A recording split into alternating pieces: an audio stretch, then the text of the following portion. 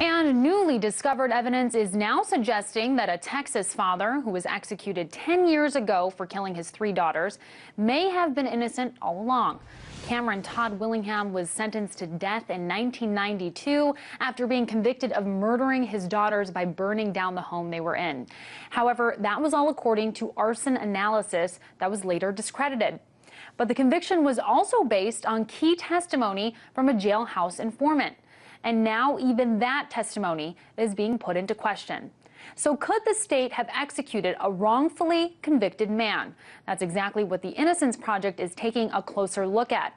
And joining me now to discuss is a staff attorney at the Innocence Project, Bryce Benjet. Bryce, thanks for joining me. Oh, thanks for having me. So I want to start with the evidence that's already been discredited, and that's the arson analysis. Can you talk about the gaping holes that existed in that first round of testing? Yeah, again, this was a horrible fire that took place just before Christmas in 1991. And the 3 Willingham children were killed in a fire that was initially unquestioned.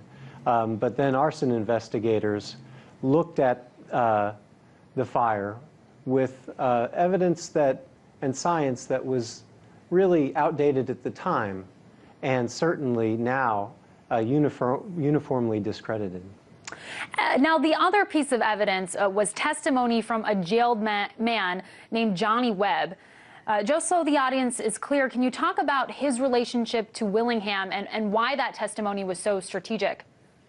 Oh, absolutely. So in this case, you had a man who had presumably no motive to murder his children. And then you had scientific evidence, faulty, indicating that this was an intentionally set fire. But again, a jury needed some reason for this to have happened, and Johnny Webb provided that for the state. Webb claimed that during a really implausible conversation that he alleged took place at the jail, that Willingham confessed to having murdered his children and intentionally setting that fire. This, again, was discredited even on its face, but the jury had to believe it because of the arson testimony.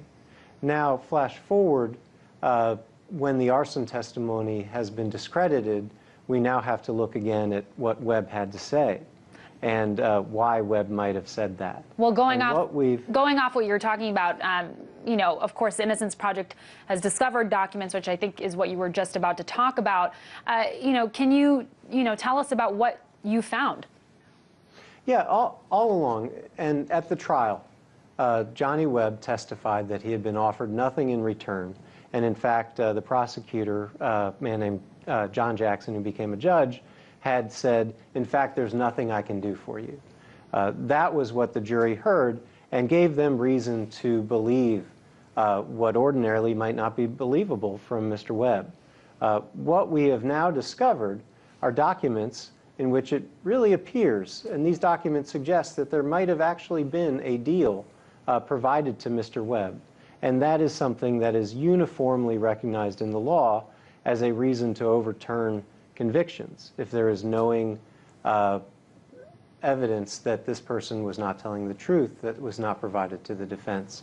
And so what we have discovered is a handwritten note from the prosecutor's own file that says that Webb was to receive a second-degree robbery conviction on charges that he was facing because of his cooperation in Willingham. And that, to us, appears to be a smoking gun type document indicating a deal. There is another note that we've discovered, which was only 2 months after the conviction of Mr. Willingham, which is attributed to the prosecutor Jackson, in which he informs the clerk to tell the prison system that Webb received a sentence of second-degree robbery, even though Webb claimed at trial, testified at trial under oath, that he was convicted of an aggravated offense. So again, none of this adds up. And so it is incredible. Oh, you know, lawyers obviously are now putting an official request in with the Texas Board of Pardons and Paroles to exonerate Willingham. But the ultimate decision will be made by Governor Rick Perry. Do you think the chances are good that this conviction will be overturned? And you only have about 45 seconds left. Oh, sure. Again, this is all information that was really never before the Board of Pardons and Paroles, was never in any meaningful sense before Governor Perry. The picture of this case is completely different now. We know that there's no scientific evidence supporting an arson. We now know there's evidence that Johnny Webb had a deal, and that was, it appears to have been hidden for decades.